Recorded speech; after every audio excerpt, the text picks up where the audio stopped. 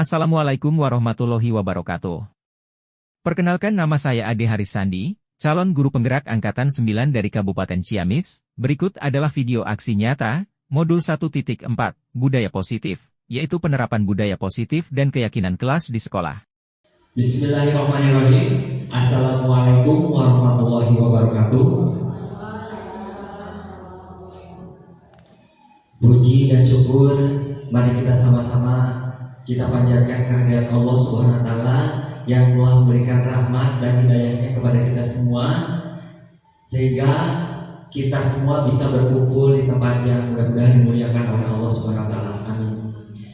Tak lupa sholawat serta salam semoga tetap tercurah limpahkan kepada junjungan kita Nabi Bana wa Nabiyana Muhammad Sallallahu Alaihi Wasallam. Terima kasih saya ucapkan kepada Bapak Kepala Sekolah yang saya hormati, juga Bapak dan Ibu Guru yang telah berkenan hadir untuk mengikuti kegiatan diskusi mengenai penyebaran dan penerapan budaya positif di sekolah. Ini merupakan tugas dari modul 1.4 sebagai aksi nyata calon guru penggerak yang harus saya sampaikan kepada Bapak Ibu semuanya di sekolah kita tercinta ini, supaya kita bisa menerapkan budaya positif di lingkungan tempat kita bekerja di SDN 2 Cibeber tercinta ini. Langsung saja saya akan memaparkan mengenai penyebaran dan penerapan mengenai budaya positif di sekolah. Nah, pada kegiatan kali ini kita akan membahas mengenai konsep inti budaya positif. Apa saja budaya positif yang akan kita bahas? Di antaranya yang pertama yaitu perubahan paradigma belajar, yang kedua disiplin positif, kemudian nilai-nilai kebajikan, selanjutnya kebutuhan dasar manusia, motivasi perilaku manusia, posisi kontrol sebagai guru, keyakinan kelas, dan yang terakhir itu segitiga restitusi.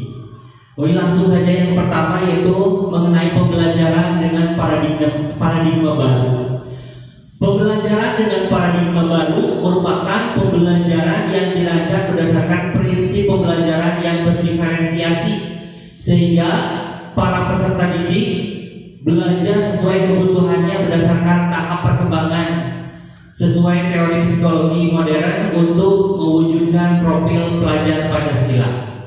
Nah, tentu saja di sini paradigma baru ketika awal mula pembelajaran itu, sebelum kita masuk ke paradigma baru tentang belajar ini, bahwa pendidikan itu ketika pembelajaran itu berpusat kepada guru, tetapi menurut paradigma baru sekarang itu pembelajaran harus berpusat kepada siswa dan harus mengutamakan pembelajaran yang berdiferensiasi, karena setiap siswa pasti akan memiliki keunikan masing-masing, sehingga kita harus memberikan pelayanan yang bermacam-macam sesuai dengan keunikannya masing-masing. Nah, pembelajaran yang berdiferensiasi ini yang bertujuan untuk membentuk karakter siswa sesuai dengan profil pelajar Pancasila yang terdiri dari beriman dan bertakwa kepada Tuhan dan berakhlak mulia, kemudian berkebinekaan global, gotong royong, kreatif, mandiri, dan bernalar kritis. Nah, di sini ada miskonsepsi ternyata ya tentang teori kontrol. Di sini ada ilusi guru mengontrol murid. Kemudian yang kedua, ilusi bahwa semua penguatan positif, efektif, dan bermanfaat. Kemudian ilusi bahwa kritik dan membuat rasa bersalah mampu membuatkan karakter.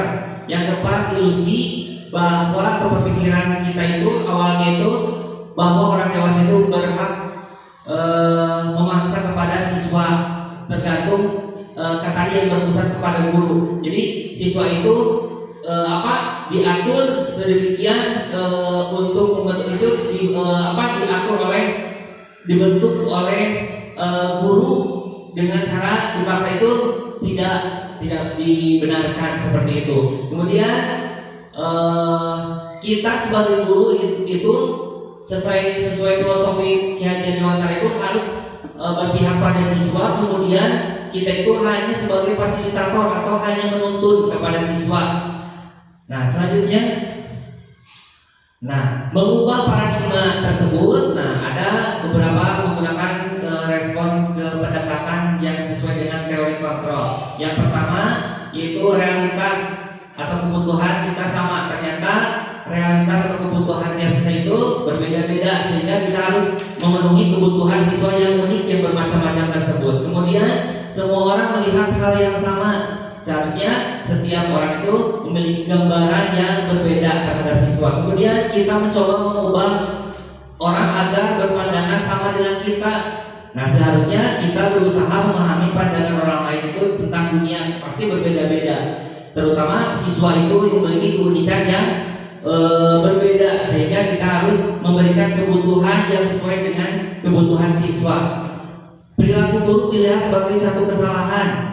Nah, ini sesuai teori kontrol, semua perilaku itu memiliki tujuan, sehingga kita bila misalkan ada suatu kesalahan itu tidak melakukan suatu kesalahan sedangkan siswa, kita tidak langsung memberikan toh itu suatu kesalahan, tapi semua perilaku itu memiliki tujuan. Kita seharusnya bisa membimbing siswa ke arah yang lebih benar. Bahkan siswa itu harus mampu mengubah karakternya menjadi karakter yang lebih baik gitu.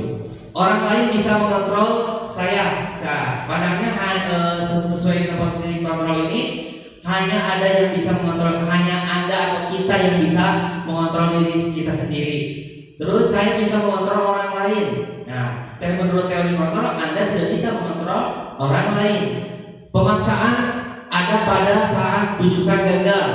Nah, seharusnya sesuai teori kontrol itu kolaborasi dan konsensus menciptakan pilihan-pilihan baru. Kemudian yang terakhir, model berpikir menang kalah.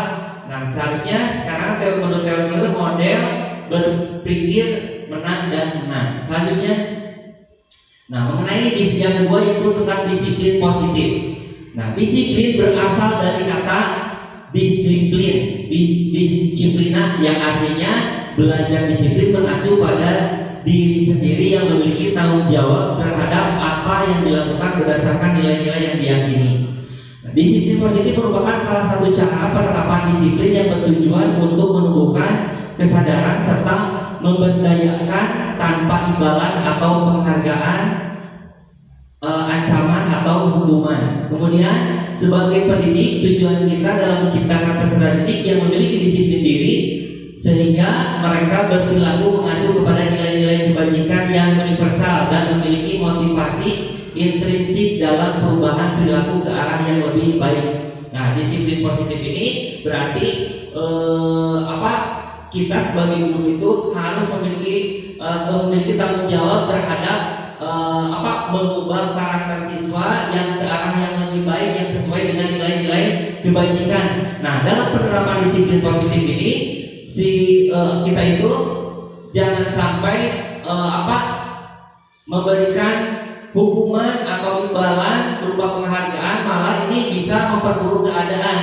Tetapi kita itu harus bisa mengeluarkan motivasi yang berasal dari dalam diri siswa, dari intrinsik siswa gitu. Bukan siswa berperilaku disiplin itu karena takut, karena ancaman, atau karena penghargaan atau imbalan dikasih seperti itu.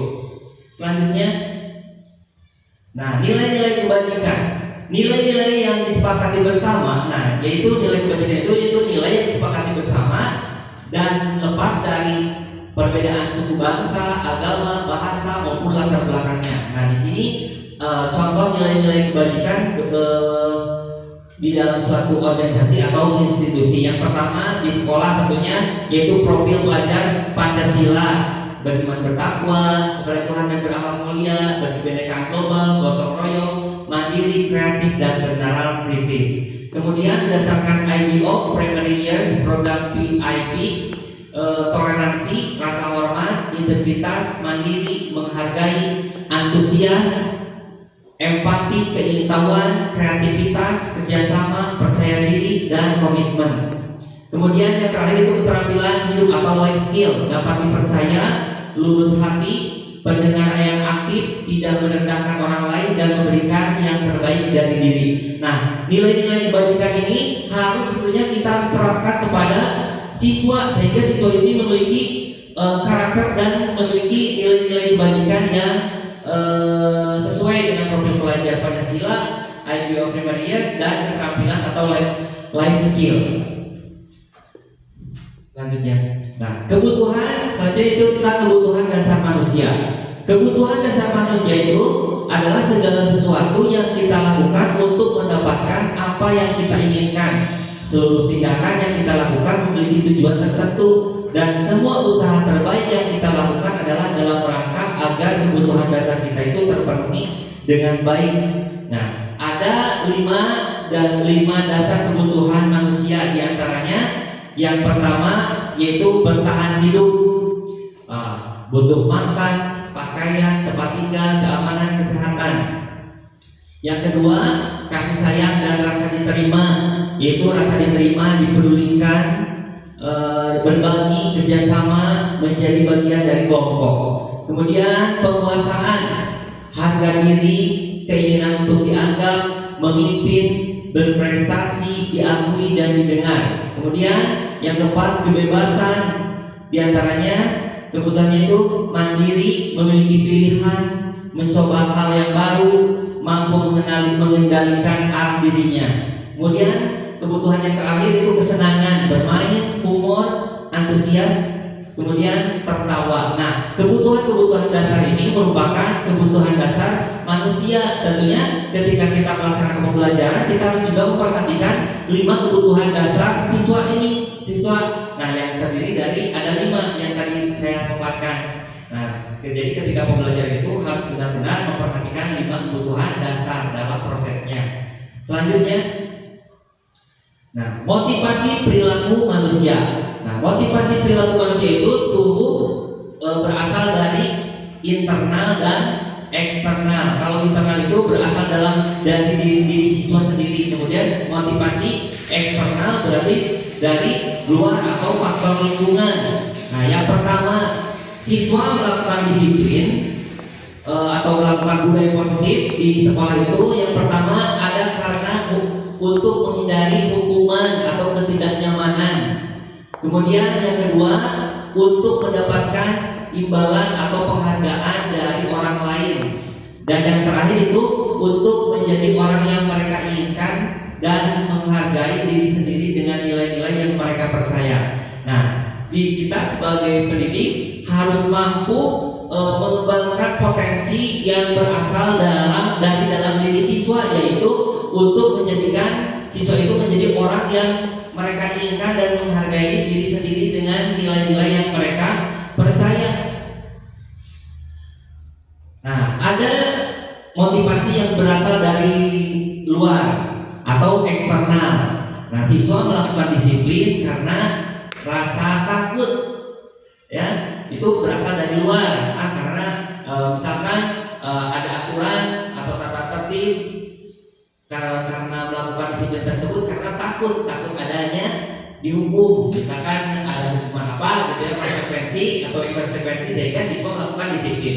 Atau untuk mendapatkan imbalan atau penghargaan. Kalau melakukan disiplin pasti akan mendapatkan hadiah atau penghargaan dari guru. Nah, usahakan motivasi yang eksternal ini dan berupa rasa takut, kemudian imbalan atau penghargaan itu harus dihindari atau jangan berlebihan. Misalkan kalau ada konsekuensi atau hukuman, seharusnya itu tidak berlebihan gitu ya, harus sesuai dengan yang positif saja, jangan sampai melakukan hal-hal yang negatif tersebut. Nah, seharusnya kita harus menumbuhkan motivasi dalam diri siswa itu berdasarkan supaya siswa itu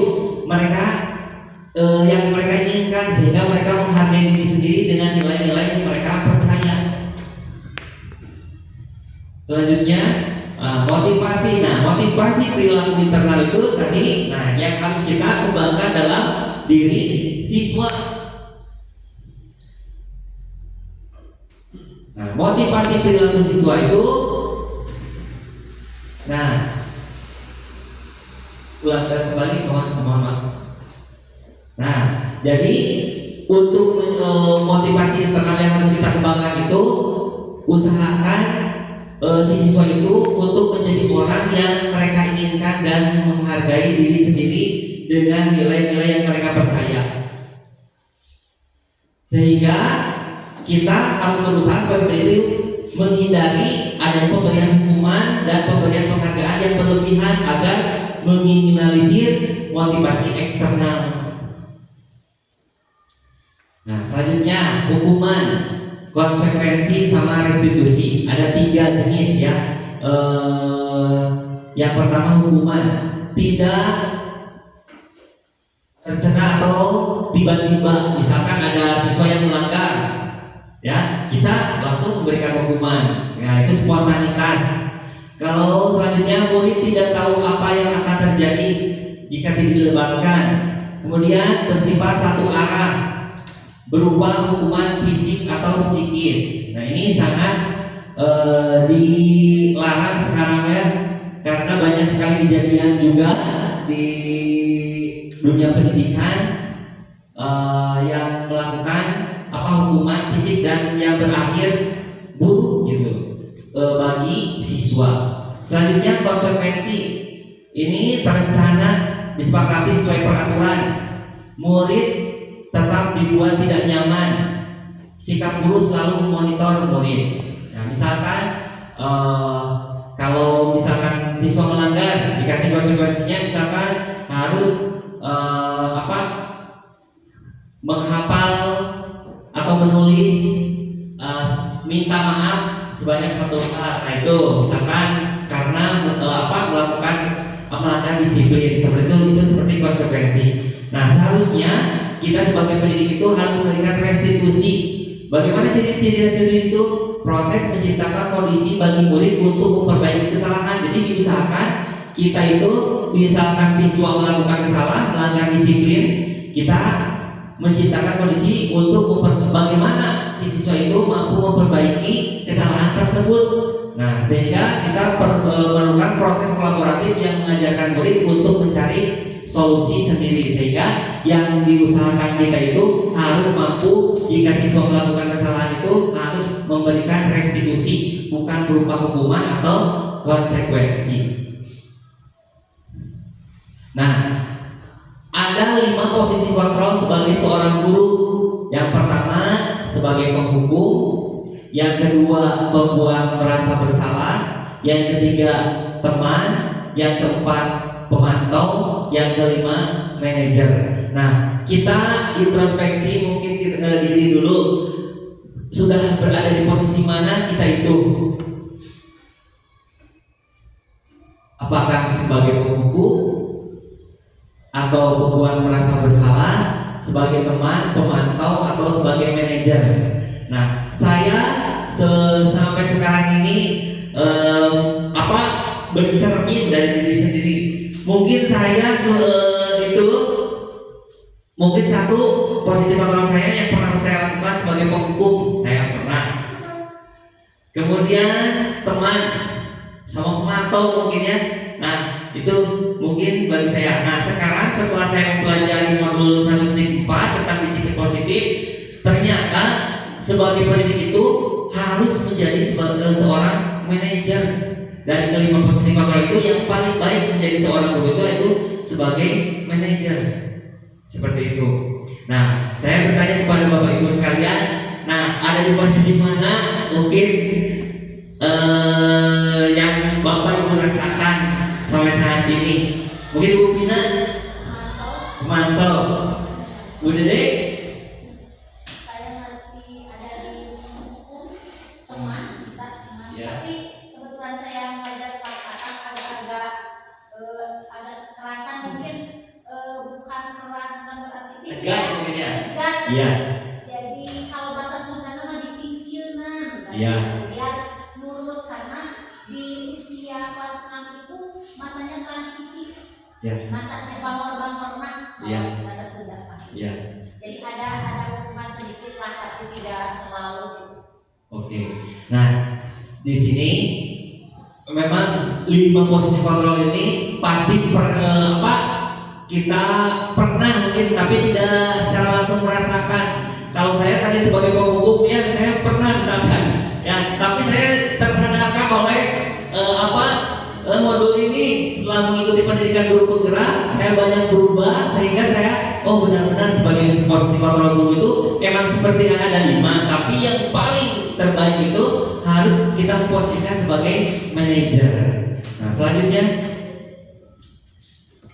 nah di sini bagaimana seorang manajer itu? Nah seorang guru itu harus berbuat sesuatu bersama murid, mempersilahkan murid, mempertanggungjawabkan perilakunya dan mendukung murid agar dapat menemukan solusi atas permasalahannya sendiri. Nah jika siswa memiliki permasalahan, nah kita sebagai guru harus memberikan bukan pembuku, konsekuensi, tetapi memberikan restitusi, ya, atau solusi pada siswa bagaimana memperbaiki dari kesalahannya. Kemudian selanjutnya sebagai posisi manajer mengacu pada restitusi yang dapat menjadikan murid sebagai manajer bagi dirinya sendiri sehingga tercipta identitas positif atau berhasil pada diri murid itu sendiri. Nah, contoh penerapan 5 posisi kontrol. Misalkan sebagai pemukul ada seperti ini. Hormat pada bendera selama 1 jam. Misalkan siswa itu ada kasusnya itu siswa tidak memakai atribut lengkap saat upacara bendera. Nah, kita dikasih menyatakan seorang posisi kontrol sebagai guru misalkan disuruh siswa itu hormat pada bendera 1 jam, yaitu sebagai penghukum. Nah ini merupakan harus kita hindari sebagai penghukum itu. Selanjutnya membuat merasa bersalah. Berapa kali ibu atau bapak harus memberitahu kamu selalu saja mengecewakan ibu bapak guru. Nah misalkan siswa itu tidak memakai atribut, memakai topi, tapi kita memberikan kita memberikan dengan kata-kata seperti itu, kita menjadikan siswa itu merasa bersalah atas kesalahannya. Nah itu disebut ini yang kedua yaitu posisi kontrol sebagai pembuat merasa bersalah. Yang selanjutnya masih di kasus siswa tidak memakai atribut lengkap saat upacara bendera. Nah sebagai teman, ayo dong ikuti aturan sekolah, tolong bantu ibu bapak ya sekali ini. Ya sudah tidak apa-apa, sekali ini ya sudah tidak apa-apa, lain kali jangan sampai berbuat seperti itu lagi. Nah jadi kita dengan ramah, dengan santai memberikan obrolan yang ramah kepada siswa ini sebagai posisi teman. Selanjutnya sebagai pemantau, kamu sudah melanggar peraturan sekolah, kamu tahu konsekuensinya. Setelah upacara kamu beli atributnya ke koperasi dan jangan diulangi lagi. Nah ini sebagai posisi pemantau. Nah yang terakhir ini masih kasus yang sama yaitu sebagai manajer. Nah, kalau kita yang sebagai guru sebagai posisi kontrol yang sebagai manajer yang ini yang terbalik. Apakah kamu tahu kesalahan kamu? Kira-kira bagaimana kamu memperbaiki kesalahan kamu? Nah siswa pasti menjawab, memberikan restitusi bagi dirinya sendiri untuk memperbaiki kesalahan. Gitu. Jadi siswa mengakui kesalahannya kemudian memperbaiki dari kesalahannya tersebut. Nah inilah posisi kontrol yang terbaik bagi seorang guru. Nah di sini ada kasus. Nah menurut Bapak Ibu silahkan. Menurut Bapak Ibu itu posisi kontrol manakah jika ada kata-kata seperti ini? Saya kecewa sekali dengan kamu. Menurut Bapak Ibu apa posisi kontrol ini? Apakah sebagai penghukum, teman, pembuat rasa bersalah, apalagi manajer, satu lagi, ya. Nah, saya kecewa sekali kepada kamu. Kira-kira apa pembuat? Membuat rasa bermasalah. Coba kita cek pulpen. Iya, benar sekali. Berarti saya kecewa sekali dengan kamu. Nah, ini berarti kata-kata membuat rasa bersalah. Selanjutnya, kamu tidak pernah benar melakukannya. Memantau,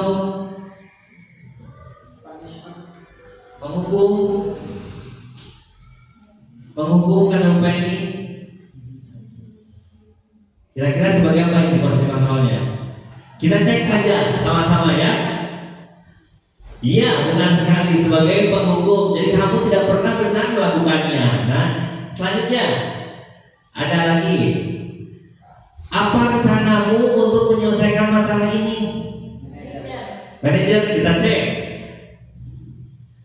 Iya, benar sekali, gitu ya. Ini posisi sebagai manajer. Selanjutnya, ayolah lakukan demi bapak, ibu ya. Oke, kita cek sebagai teman. Oke, luar biasa sekali. Nah, alhamdulillah berarti kita mulai paham tentang posisi kontrol kita ya. Kelima posisi kontrol sebagai guru. Selanjutnya, nah, kamu tidak pernah mendapat nilai jika tidak mengerjakan tugas. Kamu tidak pernah mendapat nilai jika tidak mengerjakan tugas.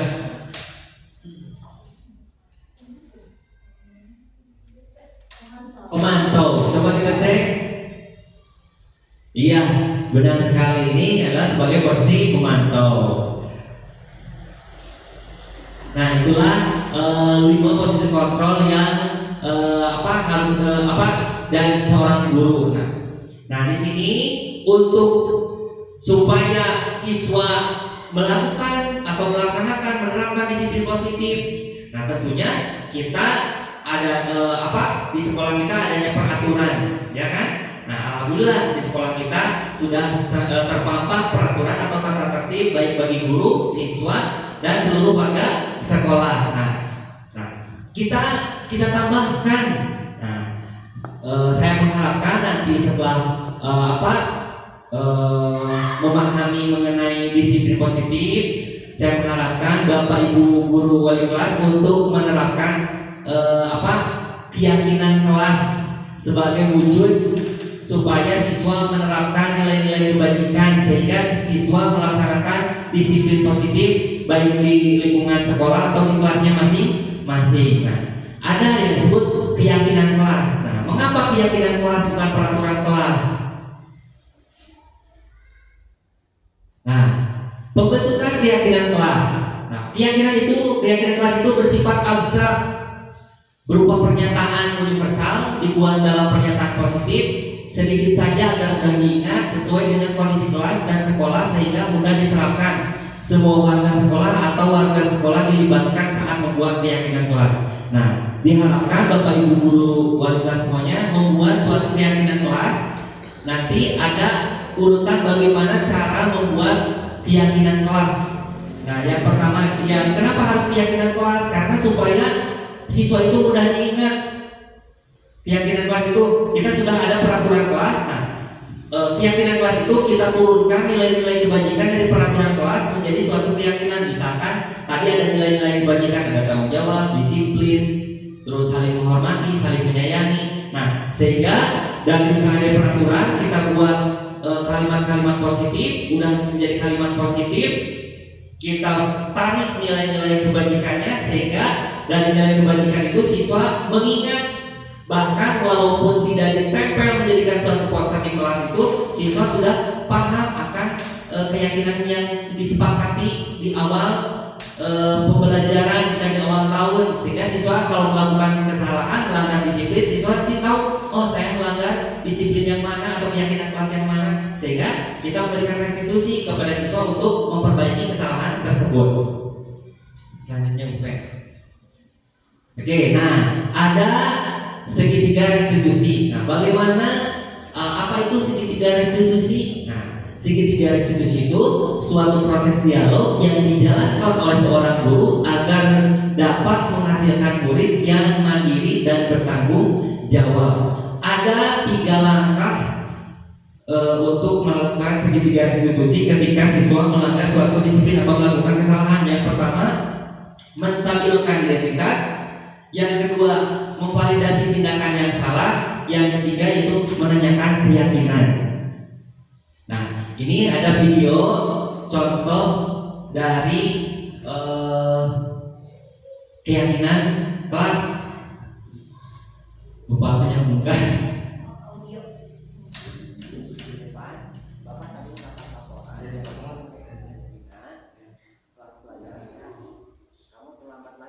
Di sini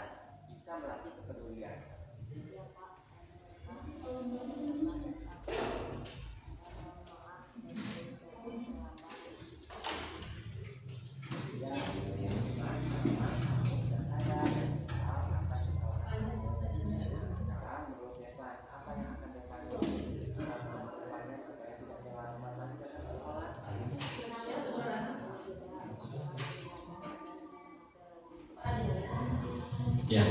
Nah, kasus yang pertama,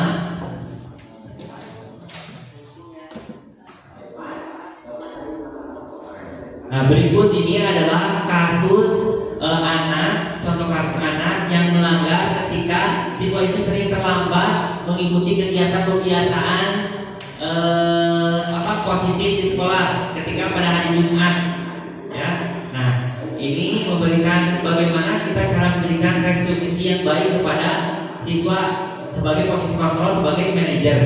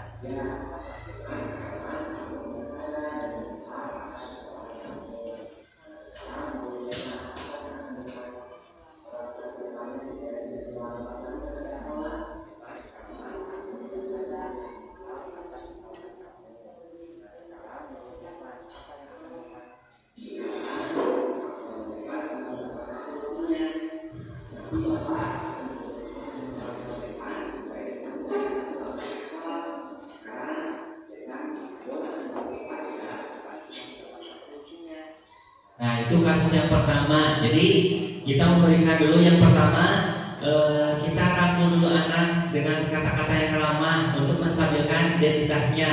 Kemudian yang kedua, supaya siswa itu mengetahui apa itu kesalahan. Ia menyadari kesalahannya, memvalidasi kesalahan, dan yang ketiga yaitu memberikan keyakinan apa yang kira-kira dilanggar, supaya bagaimana cara memperbaikinya, sehingga siswa itu dengan sendirinya menyadari akan kesalahannya dan memperbaiki bagaimana menurut dia itu cara solusi menurut dia untuk memperbaiki kesalahan yang tersebut. Nah, anak tersebut sudah yang pertama meminta maaf, kemudian tidak akan main HP lagi katanya, kemudian tidak akan begadang karena menyebabkan dia itu sering terlambat. Selanjutnya, nah kasus yang kedua ini seorang anak yang temannya itu sering menyontek, teman sebangkunya itu sering menyontek, sehingga dia itu merasa tidak nyaman karena sering dicontek hampir setiap hari. Temannya enak-enakan menyontek, dia yang mengerjakan, sehingga dia melakukan apa? Melanggar keyakinan kelas, yaitu saling menghormati dan menghargai. Anak tersebut memarah, membentak kepada temannya. Nah, itu sehingga ada siswa lain ataupun KM-nya melaporkan, kemudian dipanggillah yang pertama, jadi 2 kali. Yang pertama anak yang menyontek, kemudian dipanggil juga anak yang tadinya ya karena dia melakukan, dia itu anaknya baik sebenarnya, tapi ketika karena sering dicontek dia marah-marah sampai merobek buku temannya itu. Nah, maka diberikanlah restitusi sehingga anak tersebut saling meminta maaf dan memperbaiki kesalahannya, saling menyayangi kembali, akur kembali, seperti itu. Mungkin disiplin positif yang dapat saya sampaikan dicukupkan sekian. Bila ada pertanyaan mungkin dipersilahkan. Kalau belum ada yang mungkin kurang paham mengenai yang tadi saya sampaikan, boleh saya buka pertanyaan pertama jika mau bertanya.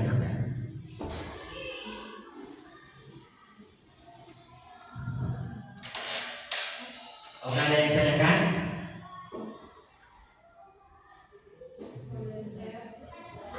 Oh. Ya. Alhamdulillahirrahmanirrahim. Berarti pembahasan mengenai disiplin positif pada kesempatan kali ini alhamdulillah sudah memahami.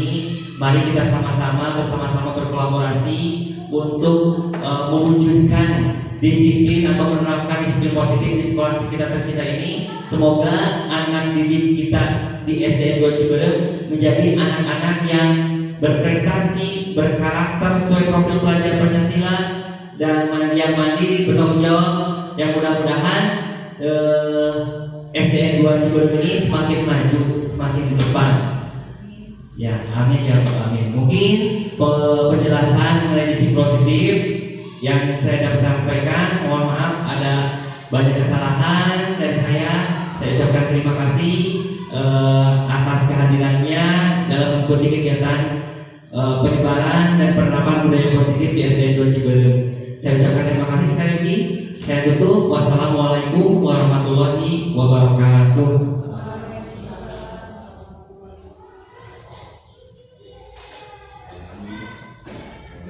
Selanjutnya adalah video pembentukan keyakinan kelas yang dilaksanakan di kelas 5 SDN 2 Cibiurum. Selamat menyaksikan. Assalamualaikum warahmatullahi wabarakatuh. Waalaikumsalam warahmatullahi wabarakatuh. Oke, bagaimana kabarnya hari ini anak-anak? Baik. Oke, alhamdulillah. Semua kelihatannya semangat, tapi biar lebih semangat lagi, kita tepuk semangat dulu. Tepuk semangat.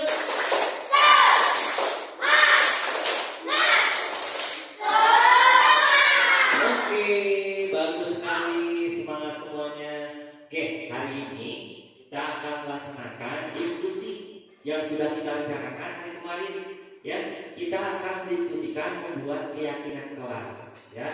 Nah, apa itu keyakinan kelas?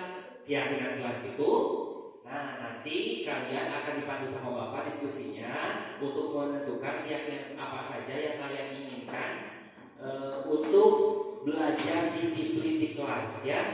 Oke, siap? Siap. Nah, sekarang kalian ungkapkan pendapat-pendapat kalian, baik menggunakan bahasa kalian sendiri dalam kalimat sendiri. Apa saja peraturan-peraturan yang sudah ada di sekolah kita, diingat-ingat kembali, atau peraturan sekolah atau peraturan kelas yang sudah terpampang di depan kelas kita ini, ya. Nah, nanti kalian ungkapkan supaya kalian lebih mengingat lagi. Kita buat keyakinan atau kesepakatan kelas. Siap? Siap. Oke. nanti Bapak akan membagikan kertas ini, ya, sticky note ini. Tiap orang akan mendapatkan kertas ini. Siap ya?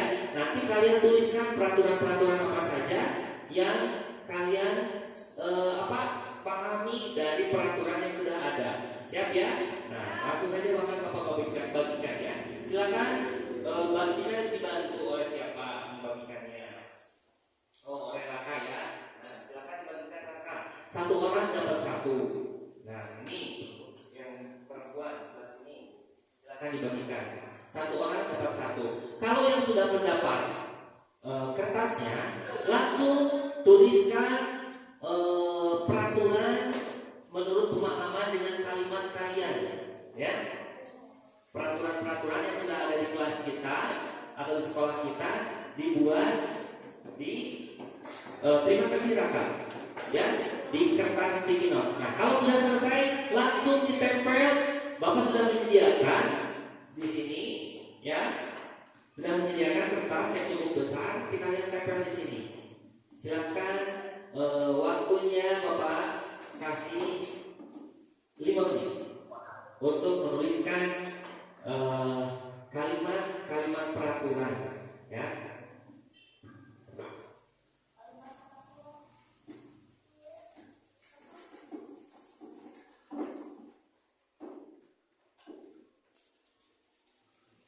Bagaimana anak-anak selesai menulis kalimat peraturan yang menurut kalian pahami dari peraturan yang sudah ada?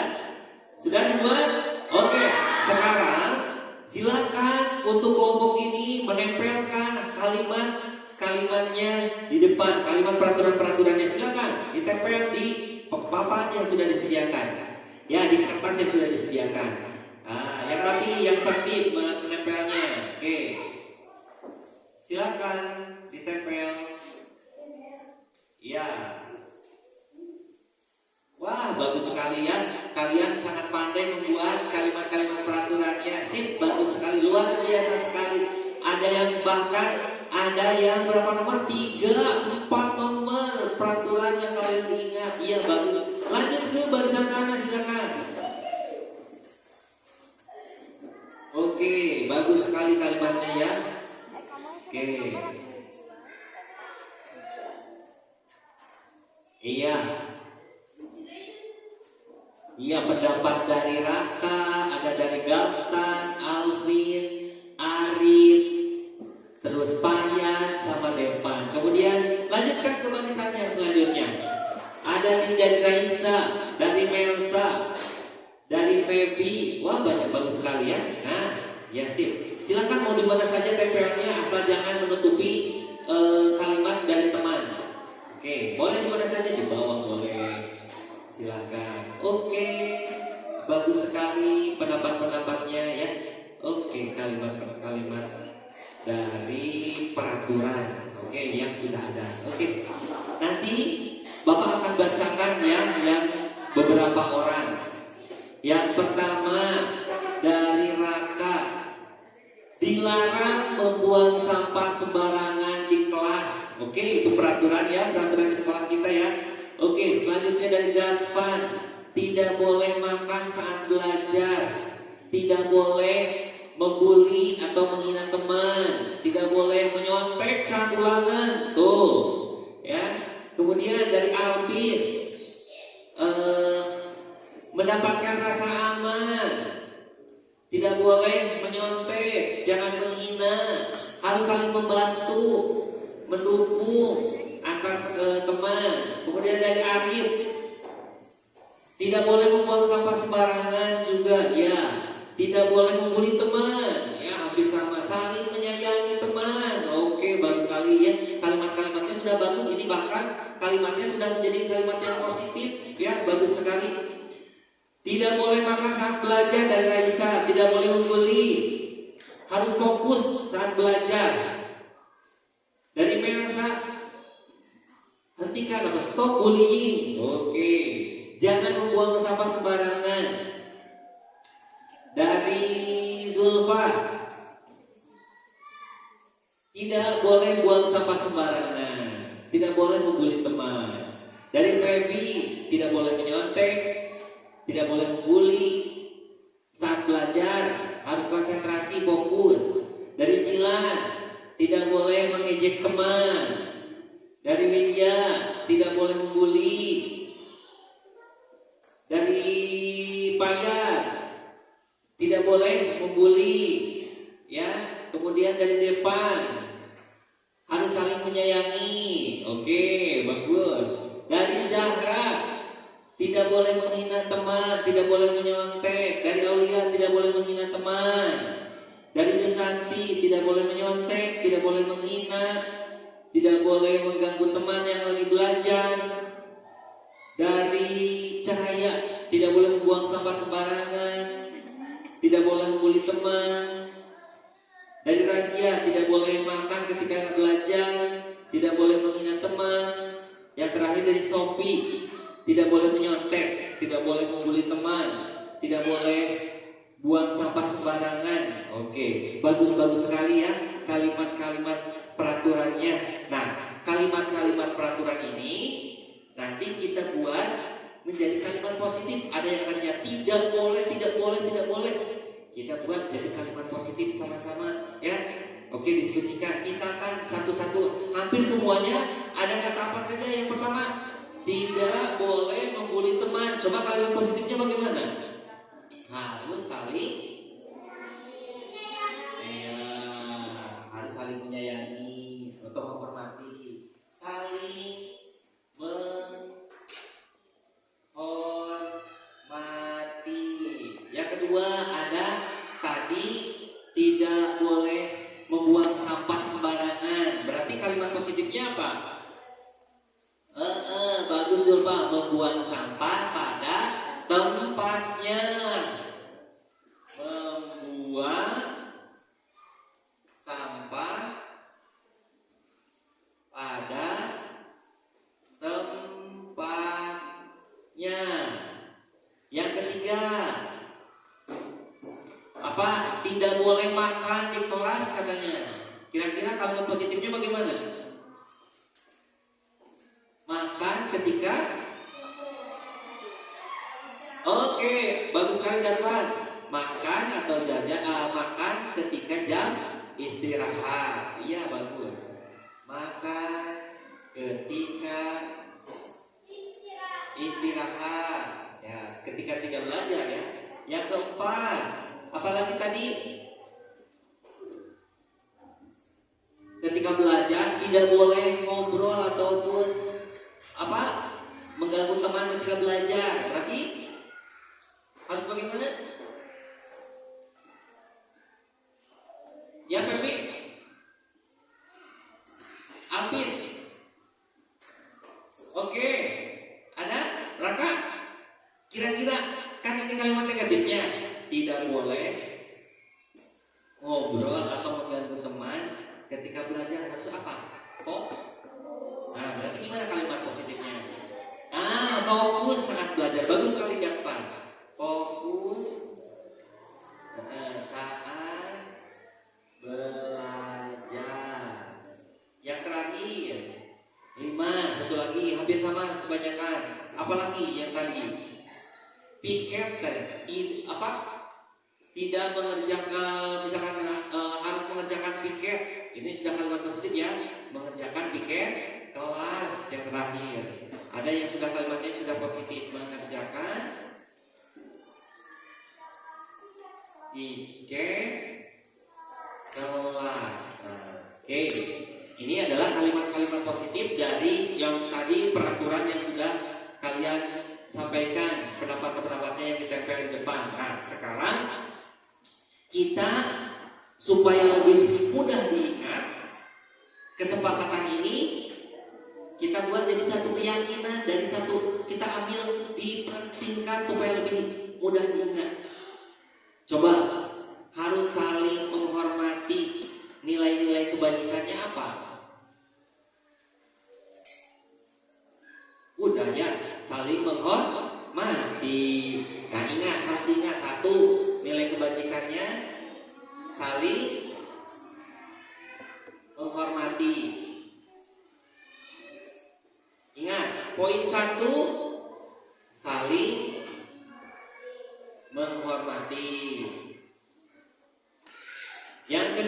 membuang sampah pada tempatnya.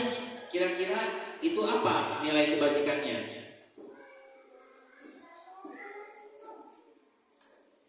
Apa? Nilai kebajikan dari kalau kita membuang sampah pada tempatnya? Iya, cahaya disiplin, benar sekali, disiplin. Ya, tidak boleh membuang sampah sembarangan, jadi harus disiplin, benar sekali cahaya.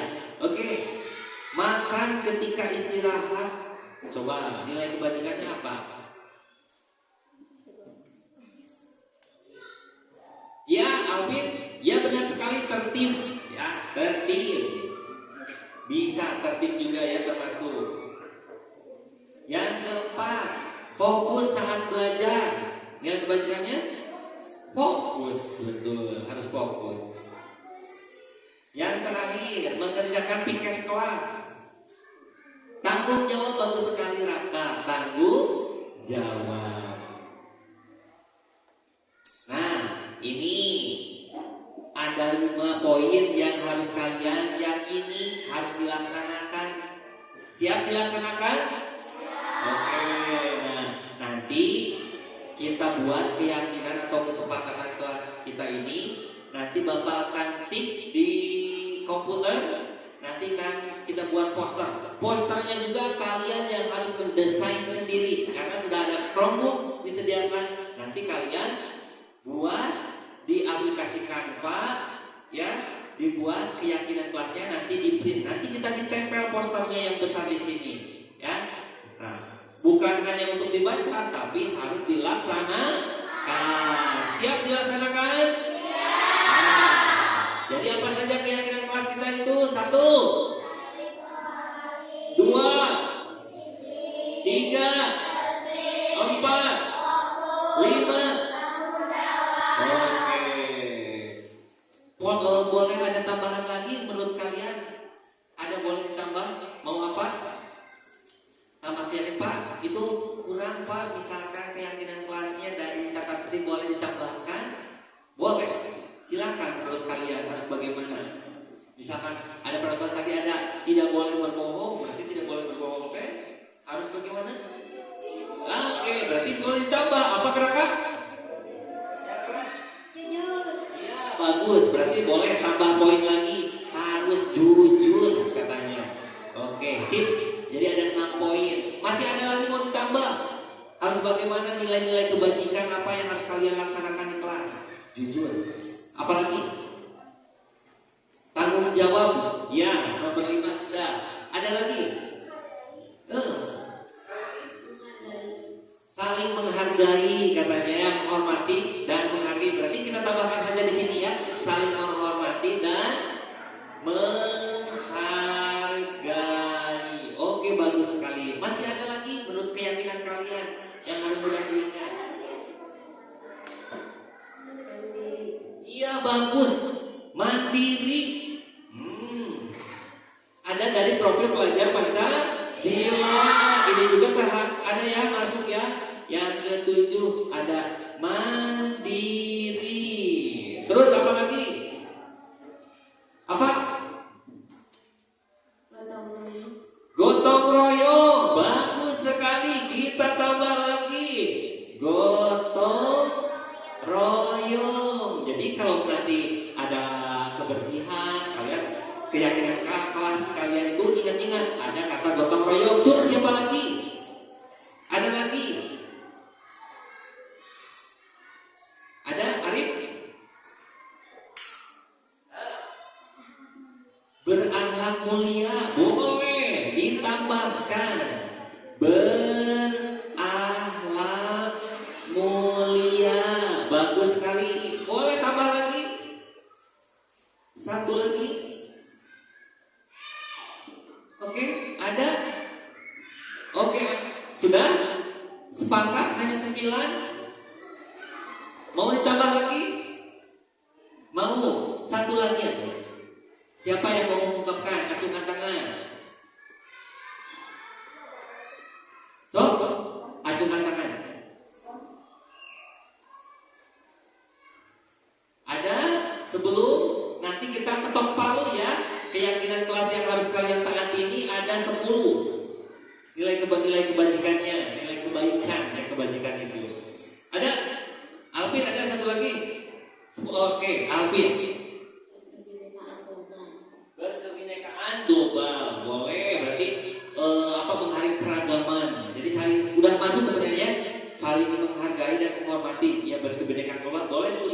apa-apa, nggak apa-apa. Berkebinekaan global. Udah? Siap? Udah semuanya sepakat ya? Oke. Nah, kita alhamdulillah diskusi kali ini mengenai keyakinan kelas sudah dicukupkan. Ada 10 poin yang harus kalian yakini, harus dilaksanakan. Siap? Oke. Alhamdulillah diskusi membuat keyakinan kelas sudah selesai. Kita akhiri diskusi kali ini. Silahkan kalau yang mau beristirahat, mau jajan, silahkan ya. Bapak tutup saja dengan ucapan terima kasih dan ucapan hamdalah bersama. Alhamdulillah. Wassalamualaikum warahmatullahi wabarakatuh.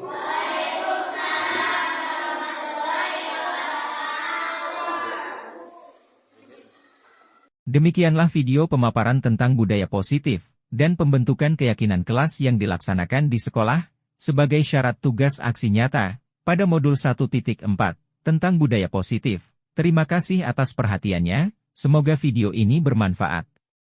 Salam guru penggerak, bergerak, tergerak, dan menggerakkan.